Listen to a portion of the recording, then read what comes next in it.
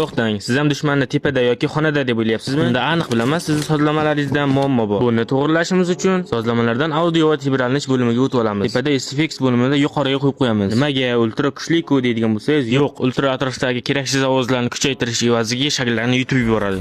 Va pastroqdan fon musiqasini o'chirib qo'yishingiz kerak. Bu narsa baribir lobbida payti sizni chalg'itadi. Va pastroqdan Dolby Atmosni o'chirib qo'yish shart. Agar sizga yoqilgan bo'lsa, dushmanni qaysi qavatdaligini chalkashtiradi. Oldizdagi dushman ovozini ham 20 metr nariyoqdan olib kelib aks sado berib yuboradi.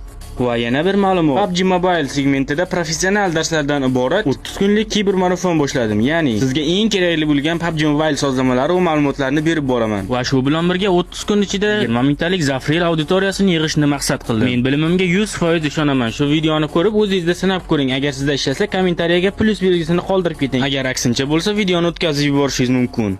Ertaga maksimal niyatda choshlash va telefoningizga moslab professional chustvotenlik tuzishni ko'rib chiqamiz.